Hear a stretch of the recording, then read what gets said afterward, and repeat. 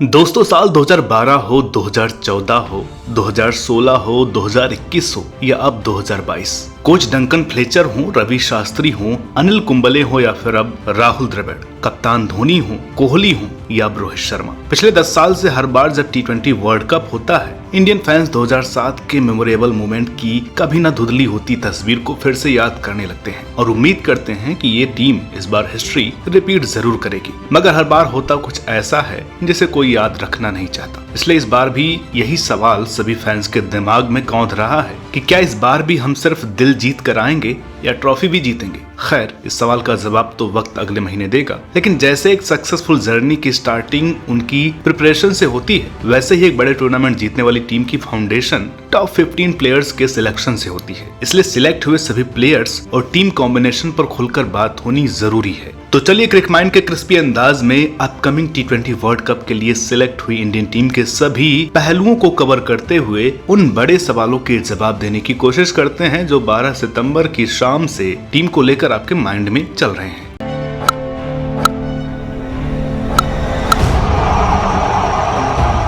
मगर पहले एक नजर डालते हैं वर्ल्ड कप के लिए सिलेक्ट हुई इंडियन टीम पर। तो दोस्तों, सिलेक्ट टीम से चीफ सिलेक्टर चेतन शर्मा और अदर सिलेक्टर्स की एक सोच साफ हो गई है कि वो पुराने सिलेक्शन कमेटी की तरह बड़े टूर्नामेंट के लिए प्लेयर्स की वैसी वाइल्ड कार्ड एंट्री में भरोसा नहीं रखते हैं जैसी सरप्राइजिंग एंट्री धोनी और कोहली के टाइम पर देखने को मिलती थी, क्योंकि इस स्क्वाड में वही प्लेयर्स सिलेक्ट किए गए हैं जो पिछले कुछ महीनों से टीम के साथ बने हुए थे। हालांकि एशिया कप में हमारी बैटिंग लाइनअप ने खराब प्रदर्शन किया, मगर captain Rohit Sharma, vice captain KL Rahul, inform Virat Kohli, destructive Surya Kumar Yadav, attacking Rishabh Pant, aggressive Deepak Hooda और फिनिशर दिनेश कार्तिक ही फिलहाल सिलेक्टर्स को बेस्ट चॉइस लगे। जबकि स्पिन के लिए जडेजा की जगह अक्षर पटेल, ऑफ स्पिन के लिए R अश्विन और विकेट लेने के लिए युजवेंद्र चहल टीम का पार्ट है। बाकी एशिया कप में इंडिया का सबसे कमजोर पहलू रही पेस बैटरी इस बार जसप्रीत बुमराह, हर्षल पटेल, भुवनेश्वर कुमार और अर्शदीप सिंह के एक साथ होने से पहले के मुकाबले बेहतर लग रही है। इन सब के अलावा इस स्क्वाड के 15वें और सबसे जरूरी खिलाड़ी हार्दिक पांड्या इकलौते फास्ट बॉलिंग ऑलराउंडर हैं। तो ये है वो 15 मेंबर स्क्वाड जिसके दम पर हर फैन इंडियन टीम को 15 साल बाद हिस्ट्री रिपीट करते देखना चाहता है, क्योंकि हमने पास्ट में देखा है कि एक टीम कभी भी टूर्नामेंट से पहले परफेक्ट नहीं बनती है। टीमें तो 1983 या 2011 वर्ल्ड कप की जीत की तरह बाद में परफेक्ट कॉम्बिनेशन बनकर उभरती हैं, मगर टूर्नामेंट से पहले हर टीम पर कुछ सवाल खड़े होते हैं, जैसे अभी रिसेंट सिलेक्टेड इंडियन टीम पर खड़े हो रहे हैं। तो चलिए हम अपने क्रिस्पी अंदाज में उन सवालों के जवाब देने की कोशिश करते हैं जो अपने खास तौर पर क्रिक माइंड की टीम से पूछे हैं। तो दोस्तों, आपका सबसे पहला और बड़ा सवाल है, क्या ये बैटिंग लाइनअप वाकई ऑस्ट्रेलिया में कुछ कमाल कर सकती है? यूं तो इस सवाल का सीधा जवाब है, हिस्ट्री उठाकर देख लीजिए, जवाब मिल जाएगा। मैं उम्मीद तो है कि रोहित, राहुल, कोहली, हार्दिक और दिनेश अपने एक्सपीरियंस को यूज करते हुए इंडिया को सबसे आगे रखेंगे, मगर डाउट आ रहा है सूर्य कुमार यादव के बाउंसी पिच पर खेलने के स्टाइल और ऋषभ के साथ हुड्डा के रोल को लेकर, क्योंकि ऋषभ जिस पोजीशन पर खेलने आएंगे वहां हार्दिक, हुड्डा और सूर्य कुमार यादव ज्यादा सुटेबल हैं। अगर ऋषभ नंबर 6 या 7 पर आएंगे तो उन्हें पूरा वक्त नहीं मिलेगा। कुछ यही परेशानी हुड्डा के साथ भी है, बल्कि दीपक हुड्डा और सूर्य कुमार यादव के साथ एक दिक्कत ये भी है कि वो मिडिल ऑर्डर में इंडिया के इम्पोर्टेंट अटैकिंग ऑप्शन है, लेकिन दोनों खिलाड़ियों को कभी ऑस्ट्रेलिया के ग्राउंड्स पर हिटिंग करते किसी ने नहीं देखा है। इसलिए जूसी पिचेस पर बाउंस होती बॉल्स और करीब 75 मीटर लंबी बाउंड्रीज के सामने ये दोनों क्या करेंगे किसी को कुछ पता नहीं है। यही वजह है कि ऋषभ और हुड्डा में से किसी एक की जगह पर सैमसन या श्रेयस अय्यर को टीम में लिया जा सकता था, क्योंकि इन दोनों की लॉन्ग रेंज 6 हिटिंग एबिलिटी से तो पूरी दुनिया वाकिफ है।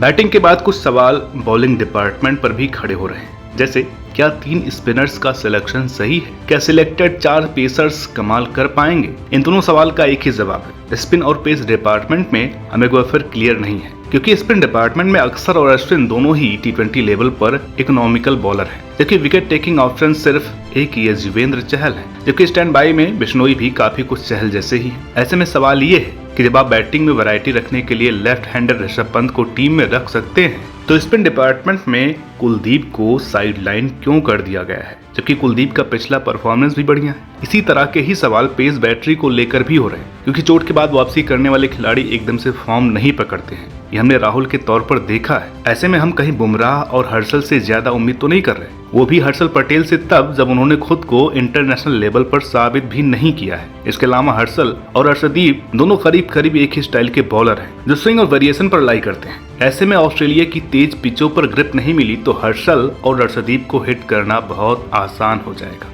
बैटर्स बड़े बड़े ऑस्ट्रेलिया ग्राउंड के एंगल्स को यूज करके आराम से रन बना लेंगे। हालांकि वर्ल्ड कप शेड्यूल देखकर ऐसा लग रहा है कि सिलेक्टर्स ने अश्विन, हर्षल और अर्शदीप को इंडिया के मैच टाइम को ध्यान में रखकर सिलेक्ट किया है, क्योंकि इंडिया के सभी ग्रुप मैच रात में यूज्ड पिच पर खेले जाएंगे। ऐसे में पिच का स्लो होना तय है, लेकिन हमारा और बहुत से क्रिकेट एक्सपर्ट्स का मानना है कि बैकअप के तौर पर शमी या दीपक चहर को मेन स्क्वाड में ले सकते थे, क्योंकि Shami hit the deck bowler है जो तेज पिचों पर क्या कमाल कर सकते हैं वो हम सभी जानते ही हैं, जबकि दीपक चहर एक सटीक पेस बॉलर है जो तेजी से आकर रन भी बना सकते हैं। क्योंकि जडेजा टीम में नहीं है तो दीपक के होने से बैटिंग को थोड़ा और डेप्थ मिलती।